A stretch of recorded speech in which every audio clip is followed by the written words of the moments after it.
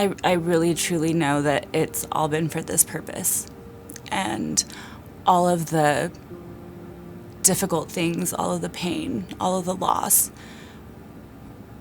was to prepare me to do what I'm doing now. And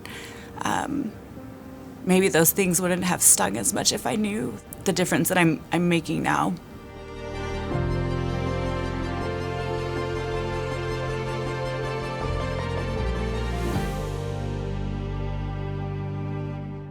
I had no understanding of the military, had no plans to join the military. My senior year in high school, I was in a strip mall in my small town, and there was recruiting offices, and they were all in a row. And the last office was a Marine Corps office. They sat me down and they told me what a Marine was, and it was everything that I wanted to be. And I signed on the dotted line that day and went home, and my parents were like, "What did you do?"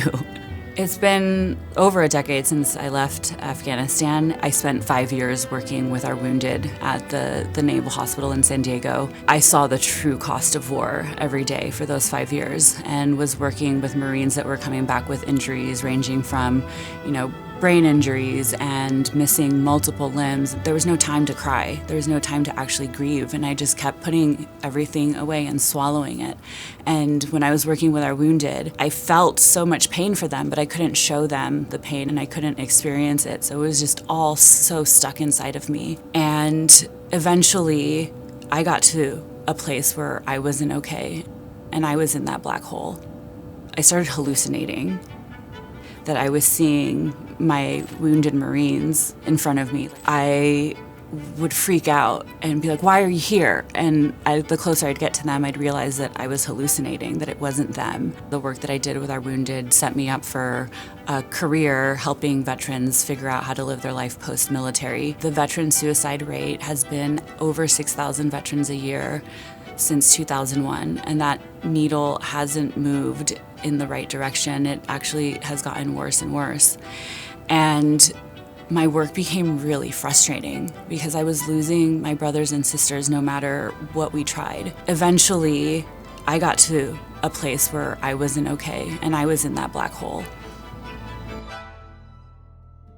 I sought out talk therapy. The talk therapy helped. It helped me not feel so alone, but it didn't help me get to the root cause of what was going on. I met an Army Ranger named Jesse Gould, and he founded a nonprofit organization called Heroic Hearts Project, and they help veterans connect to psychedelic therapy outside of the country where it's not illegal. Within a month, I was in Costa Rica, and I had my first psychedelic experience. When I went into my experience, I had a lot of anxiety because I didn't know what to expect. I've never done anything like this before. I was listening to music, and I started feeling the effects of the psilocybin.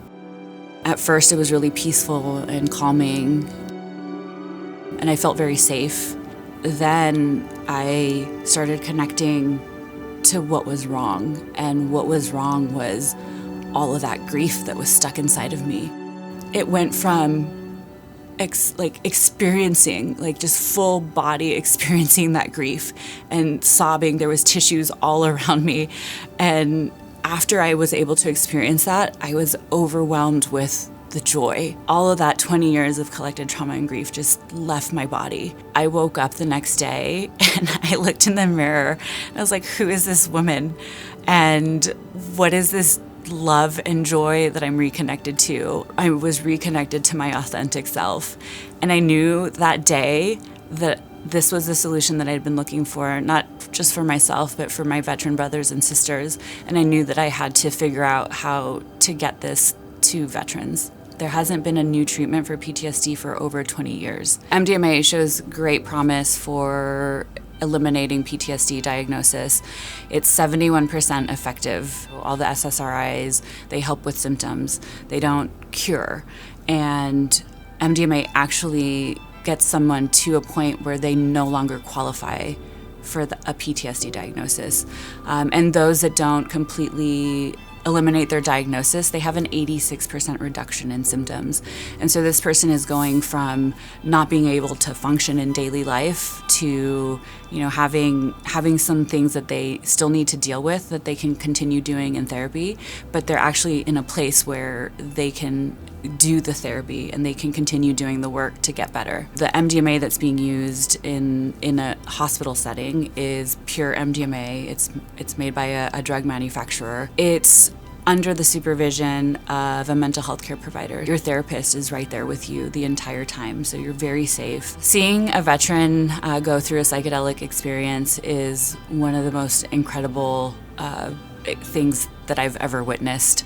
After their experience, they're not the same person. They physically have a different demeanor, and they're lighter. They're connected to love and joy that they lost along the way. Some people have called it 10 years of therapy in one day, and I can say that is true. It was 20 years of therapy for me in one day. My hope is that the FDA will approve this life-saving medication, and the VA will be prepared to start treating veterans in scale. This is a solution like no other.